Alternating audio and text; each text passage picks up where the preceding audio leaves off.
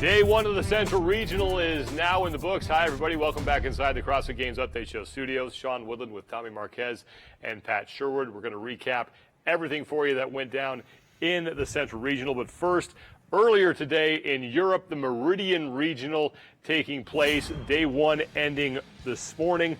And on the women's side, Annie Thorisdottir, Ragenheider, Sarah Sigmundsdottir, and Kristen Holte, a three-way tie for first. But Annie Thorisdottir, because of an event win, gets the tiebreak. 4 games vets in that top 5, and it's still extremely close for those 5 spots in the CrossFit Games. 29 points separating 5th from 10th. And Amanda Kren spoke with your day one leader.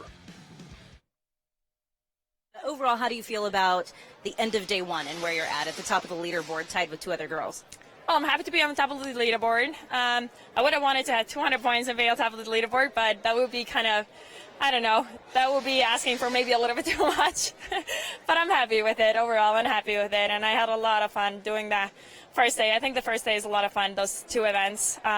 Tomorrow is the one that's a little bit, I don't know, nervous about, because there's a couple of things that can go wrong tomorrow. So as long as nothing goes wrong, I'm gonna be fine. Thanks, Annie. Good luck tomorrow. Thank you. Annie Thorisdottir was banged up a little bit last year when she went to the games, training, coming back from an injury. This year, she's 100% healthy and off to a very good start. She's doing great, and I think she's being modest, saying that she's worried about tomorrow. She's going to be fine walking on her hands. She'll survive the snatch just fine, do great, you know. And she did, what, 3rd in the 50s last year in the final event. So to see the champ out after day one and sitting in first place, I mean, this is a woman that has been to the games 5 times, and 4 of those times has stood on the podium, including 2 first-place finishes. And this is kind of her MO. If you look at regionals last year, how she started day one with a 3rd, 2nd, and 6th, all staying top 5, top 6 type finishes. When the dust settles after, you know, the end of the weekend, somehow she's at the top by like 40 points. And I think it's reassuring that she won Randy, a throttle type workout, something we're not used to seeing. So maybe she found an extra gear, and the other girls should be worried. The top individual performance that we have seen from anybody so far in weekend number 3 belongs to Yonkoski. He sweeps the first 2 events and sets an event record in Randy, 200 total points for him.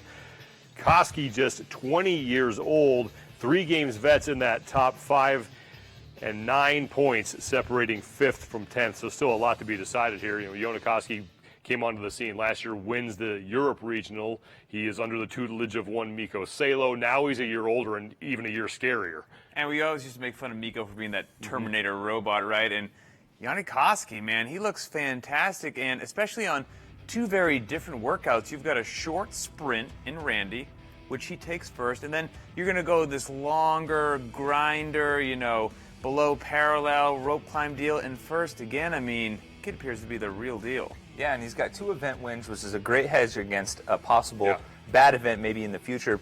We're seeing how this new regional format and these points in particular really reward people with event wins, just in case, you know, they have something outside the top 10. Speaking of back-to-back victories, that's exactly what we saw in the first 2 events on the team side. CrossFit YAS, 200 points as they bat 1,000 in those first 2 events. CrossFit Solid, 20 points back.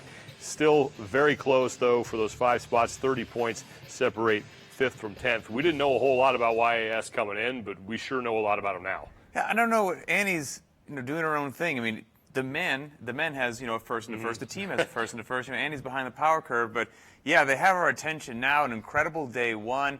Admittedly, they weren't on our radar when we first were kind of checking out the Meridian, but you know, we poked around with these guys. They're out of Abu Dhabi, which is extremely cool. You know, CrossFit spreads a bit out there in the United Arab Emirates. And usually, Pat, you and I at least see most people coming when it comes to competition. We don't miss much, Tommy. Even we miss them, primarily because all of their team members were in different regions last year. They all kind of came together in Abu Dhabi. It's a handful of expats, but their women are extremely strong. All 3 were in the top 10 in their region in the Open in Africa, so it looks good for them going forward. Let's get back to the Central Regional now, the one that just closed out there in Minneapolis. Team competition was first to go. CrossFit Mayhem Freedom was the team that got all the attention, but Team Rollins Quad City CrossFit got all the points. They won both events as well. Freedom sits there in 3rd place. We'll get to Team Rollins Quad City CrossFit in just a second here, but you know, Rich Froning is on that Mayhem team. Everyone knows about that. They're kind of having a Rich Froning-esque type of start. Yeah, a lot of chatter from Rollins' team, okay? Now, they don't have the champion when it comes to the CrossFit Games on there. 4-time champ Rich Froning is leading his team very much the same way he competes at the CrossFit Games. You know, usually not until day 3 does he start to get some event wins. So in true Rich Froning fashion, he's doing what he needs to do. He's well in the top 5. I mean, at the end of day 1, he's taken a 3rd and a 5th, sitting in 3rd overall. And day 2, man, if they just keep doing what they're doing, they're going to slowly keep making their way up that leaderboard. The team they're chasing, we've heard about them just because of their history, but we didn't talk a whole lot about them because obviously Rich Froning being in the team competition sort of overshadows that. But they're for real. They absolutely are for real. And Pat may have misspoke here because they do have a champion on their team because they're named after WWE champion Seth Rollins. I didn't see him out there. He was on the roster during the Open, but they've made it to the games twice. They have 3 of the 6 members from those 2-time games teams on their roster this year. And really, when you talk about 2 first-place finishes, they're only a handful of seconds behind each of the event records. I mean, in event 1, they walked away with it. Event 2, they gave the rest of the competition the big boot and then the people's elbow. Nice. And now they're walking away with a nice buffer after day number 1. I don't know if you noticed, but Tommy just made 2 wrestling Multiple references. references there. Okay, you're behind on that one. To the men's competition, where a former champion sits atop the leaderboard after 2 events. Graham Holmberg takes a 1st in Tommy V, a 4th in Randy. He's tied in points with Jacob Hepner, but his event win, in fact, he beat Hepner by 0.2 of a second in Tommy V to get that event win, puts him atop the leaderboard. Scott Panjic sits in 5th. Sam Dancer is the only man in the top 5 with a finish lower than 9th. And then Alex Anderson sits in 3rd. Jennifer Duncan spoke with Graham Holmberg. So we've got Graham Holmberg here with us, and we were just talking about you pacing that workout. You weren't really watching anybody, but you squeezed in at the very end for a pretty exciting end to that. Yeah. No, I kind of had an idea where I needed to be coming off the 12 rope climbs, coming off the 9 round, and I was way ahead of where I trained it at, so I was a little nervous, thinking I might have went out too fast on it, but that last round I knew Jacob was right there ahead of me, but I didn't know how much. I just sprinted those last 6 rope climbs and saw him take off. So I'm like, I don't know if he knows somebody's on his tail. So luckily I was able to out-sprint him at the end. At the very end, jumping onto that mat just before him, as a matter of fact. Yeah. So how hungry are you for the games this year? You want to get that top 5 finish. Sure. How hungry are you at this point? You know, it's hard to say. I feel like if you watch me train day in, day out, as my wife and my closest friends and peers do, they would probably say, he's training harder than he ever has, and it's hard to remember, like, not training hard. So, not making it last year was bitter, but it allowed me to refocus and, kind of reestablish my goals and see what I needed to work on, and hopefully it shows this weekend. Absolutely, and good luck to you in days 2 and 3. Great, thanks. So take care of yourself tonight. Thanks. Thank you, Jennifer. Graham Holmberg, with those 2 performances, has really set himself up nicely heading into the weekend. Yeah, when we came into this weekend talking about some athletes that could win this, we gave a lot of focus to Scott Panchik, primarily because last year Graham Holmberg failed to qualify, but he only missed it by 1 point. He said in that interview that it allowed him to refocus, and a refocused Graham Holmberg is a dangerous Graham Holmberg. You look at his resume, and it is world class. He's the 2010 champ. He's finished 4th and 10th in consecutive years after that championship. He's one of only a handful of athletes at 3 consecutive top 10s at the games. He's got a 4th and a 1st so far. I mean, really, what more could you ask for a guy who's been at the top of this game multiple years in a row? And it's hard to say it. We overlooked him a little bit, and he's proving us wrong. He's showing everybody that he's not going to miss 2 years in a row. And we thought coming in that the Central East men would dominate, in fact, maybe take those 5 spots, but Jacob Hepner is doing a heck of a job to make sure that doesn't happen. Not so fast. Jacob Hepner is on the scene, and at the end of day 1, actually tied for points with Graham Holmberg, but the tiebreak goes to the former champ. I mean, these guys even had an epic sprint to the finish on event 2 where Graham, as your veteran, sprinted by my man Hepner. But looking forward to day 2, I think it plays very well for Jacob. So I look back to regionals last year. He snatched 240 on the handstand walk, which was slightly different, but potentially higher pressure. He took first place in North Central and then 4th on that miserable 50s chipper. So Hepner could be poised for a very solid day 2. Another guy in the top 5 is someone, Tommy, who I know has been on your radar for quite a while. That's Alex Anderson. Yeah, I've been plugging him all year long, even included him in an article that I wrote for the game site. But he's showing everyone why. He's 3rd place right now after day number 1. He was 3rd place in the Open behind only Panchik and Rich Froning. He was 8th last year at regionals, so he was still in the mix with a bunch of the tough athletes out in the Central East. He's got a great start after day number 1, but I think event number 3 is going to be key for him. His worst finish by far last year at regionals was a 23rd in the 50s chipper, event number 5. I think if he can get through that, he'll be in great shape because he's got like a 280-plus pound snatch, so we know he'll do well on the back end, but event 3 is key for him. Scott Panchik sits in 5th place by just 7 points. He has a 9th and a 5th. Any concern there for Scott?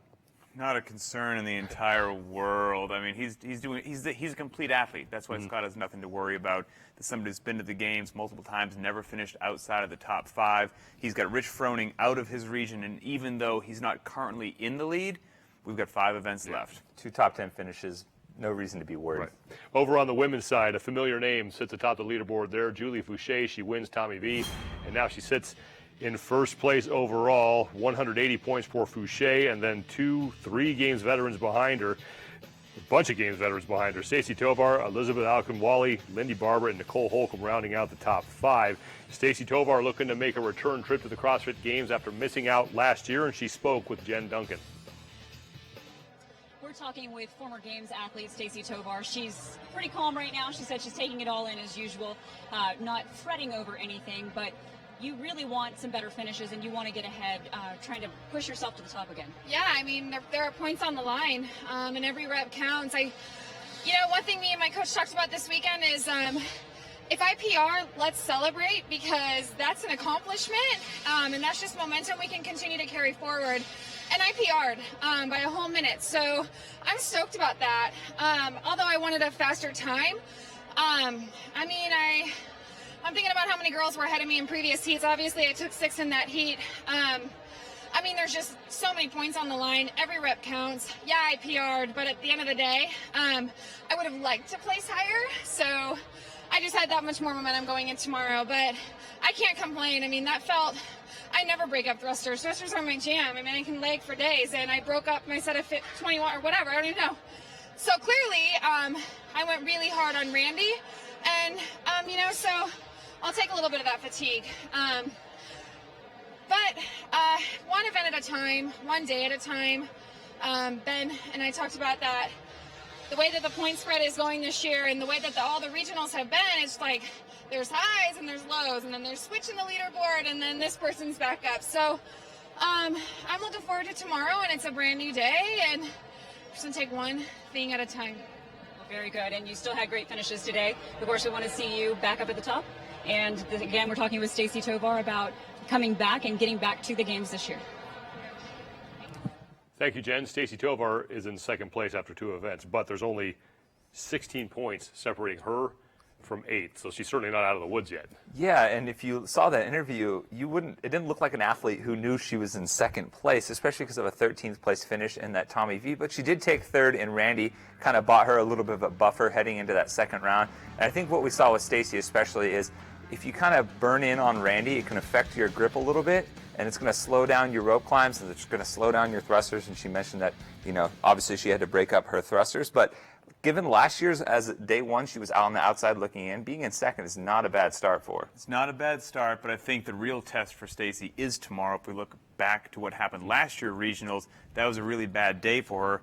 She was a tie for 23rd on the handstand walk, so we really need to see if she's put in her effort there. Did fine in the snatch at 150 pounds and actually won the 50s, that grueling chipper. So day 2 is going to be, potentially the big test for Stacy Tovar. Meanwhile, Julie Foucher is in first place after 2 events and looking very Foucher-esque so far through 2 events. She is just a serial killer of fitness, just a merciless fitness assassin is what she does. She always just has that look on her face like she's thinking about her medical exams or something and not concerned, and all of a sudden she just sticks to her game plan, moves methodically, and slowly inches ahead of everyone else, and that's what we saw on Tommy V.